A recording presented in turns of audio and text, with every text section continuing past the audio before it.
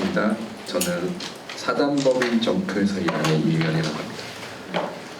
처음 저희가 여기 초대받았을 때는 소셜벤처는 청정지역센터랑 상관이 없는 곳이었는데요. 다행히 지난 한두 달 사이에 정권에서 정책을 바꿔서 청정지역센터가 소셜벤처와 사회적 기업을 맡게 됐습니다. 그래서 관련이 있게 됐고요. 저희는 유일하게 비영리니까 비영리, 소셜벤처 이런 것들에서 리모트 워크를 어떻게 할 수 있는지에 대한 저희의 사례와 리모트 워크를 갖고 있는 한계 이런 것들도 말씀드리고 싶은데요. 저희 사례와 함께 제가 서베이모키라는 실리콘밸리 기업 한국 일을 한 5년 정도 했었어서 그 사례도 같이 좀 나눠드리도록 하겠습니다. 저희 회사 모르실 테니까 이런 회사고요. 대학생이랑 청소년이 연결돼서 대학생들이 1년 동안 일주일에 8시간씩 무료로 가외를 하고 대학생들한테 사회인들이 멘토링을 해주고 장학금을 주는 일을 하고 있고요. 사실은 저 대학생들이 저희의 프로덕트이자 저희의 뭐라 그럴까요? 어떻게 어떤 의미에서 직원이라고 볼 수 있는데요. 저희 대학생들이 전국 곳곳에 퍼져 있기 때문에 어떻게 보면은 올해 같은 경우에 500명 정도가 일을 하고 있거든요. 그러니까 500명 정도가 리모트 워크를 하고 있다고도 보시면 될 것 같습니다. 저희는 모든 회사는 그렇겠지만은 이런 이유 때문에 하게 됐고 이런 원칙으로 운영을 하고 있습니다. 생각해 보셔야 될 게 유행이라고 멋있어 보여서 하면은 아까 이동근 때 말씀하신 것처럼 이렇게 그 이전에 하신 분들처럼 후회하게 되는 일이 있을 거라고 생각하고요. 저희는 이사회가 실무형 이사회여서 사실 되게 많은 의사결정을 실시간으로 주고받고 있는데요. 한국, 미국, 동북, 미국, 서부 이렇게 나눠져서 7년 전부터 이사회를 운영을 하고 있는데 그렇다 보니까 자연스럽게 저희는 더 효과적인 툴이 있겠지만은 저희는 기본적으로 커뮤니케이션의 채널과 비용을 높이지 말자라는 생각을 갖고 있습니다. 다양한 툴을 사용하는 것도 좋지만 이 모든 이사들이 매일매일 사용하는 툴에서 얘기를 하자고 해서 툴로 진행을 하고 있고요. 이사들마다도 각각의 장점이 있기 때문에 어디에 있던지 간에 약간 TF처럼 업무별로 같이 팀을 만들어서 의사결정을 하고 커뮤니케이션 해나가고 있습니다. 그리고 저희 사무부 같은 경우에는 초기에는 아까 또 말씀드린데 재택근무를 개념을 많이 도입을 했었는데요. 쉬는 시간에 양석원님하고 얘기를 했었는데 소셜벤처나 NGO들이 리모트 워크 이런 게 가능할까라고 생각했을 때 사실 되게 퀘스천 마크가 많이 들기는 하는데요. 업의 특성상. 하지만 또 반대로 생각해 보면은 스타트업이나 소셜벤처 같은 경우에는 좋은 인재를 모셔오는 한계가 있기 때문에 그리고 특히 초기 기업들 같은 경우에는 풀타임의 인력이 필요하지 않을 수 있거든요. 저희 같은 경우에도 초기에는 풀타임이 필요 없었기 때문에 저는 서베이모키랑 점프를 둘 다 했었고요. 저희 사무국장님도 집에서 유학을 준비하시면서 두 가지를 같이 하셨던 경험이 있습니다. 그래서 잠깐 예를 들었던 게 홍보 업무 같은 경우에 아이를 낳아서 단절이 되신 여성분 같은 경우에 충분히 파트타임 같은 경우로 일을 해주실 수 있지 않을까라고 생각합니다. 그리고 저희가 대구랑 부산, 서귀포에서 지점 개념으로 대구와 부산은 약간 지사 개념으로 리모트 워크를 하고 있고 서귀포 같은 경우는 정말 딱 한 명만 나와서 서귀포에서 일을 하고 있는데요.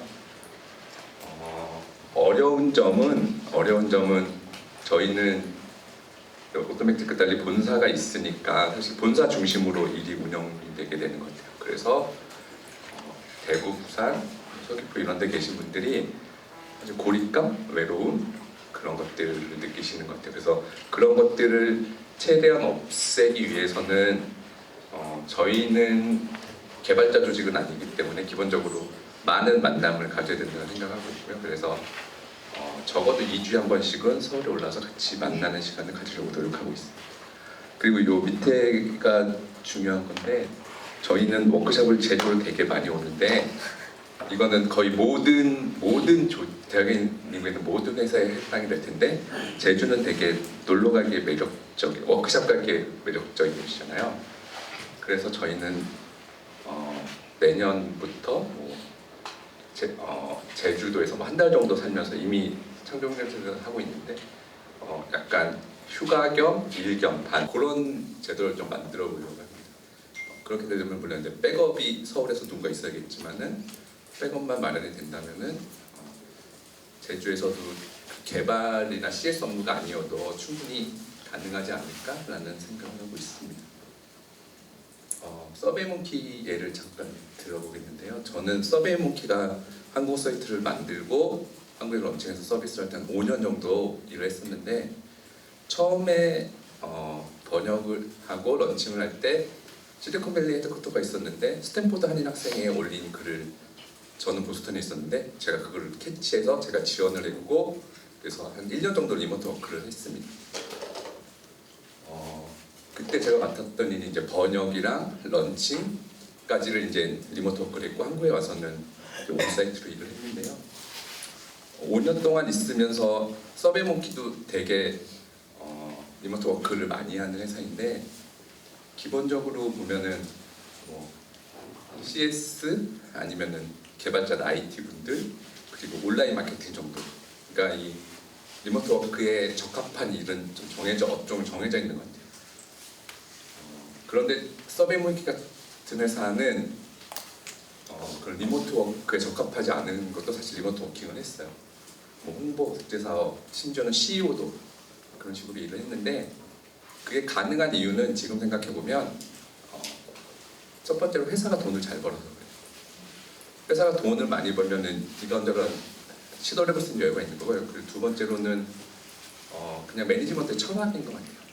저희 회사 같은 경우는 구글이랑 야후에서 한 번 다 성공하신 분들이 30대 후반 이후의 분들이 다 C레벨에 있었거든요. 그래서 그분들은 삶의 질, 삶의 가치를 되게 높이 생각하는 사람들이어서 앞에서 말씀하셨던 좋은 것들 다 시행했었거든요. 근데 매니지먼트가 바뀌니까 다 없어졌어요. 그리고 뒤에 얘기할 건데 그게 되게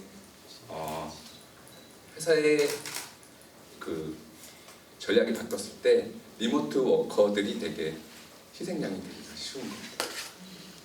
네, 그래서 그 얘기를 좀 말씀드릴게요.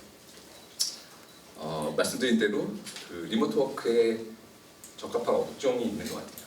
그리고 직무가 있고 그래서 그런 얘기를 말씀드리고 커뮤니케이션 비용이 어떤 면에서 되게 높은 것 같아요. 이 기록을 한다는 것에서는 되게 효율적이지만 에어비앤비에서 말씀해주신 것처럼 60% 정도는 이렇게 서로 이렇게 얼굴을 마주보면서 할 때 감정이나 이런 것들이 커뮤니케이션을 하는데 되게 중요해요. 근데 그런 부분을 놓치게 되니까 사실은 그 60%를 메꾸기 위해서는 무언가 다른 노력이 필요한 것 같고요. 아니면은 그거를 사실 놓쳐버리게 되는 거고요.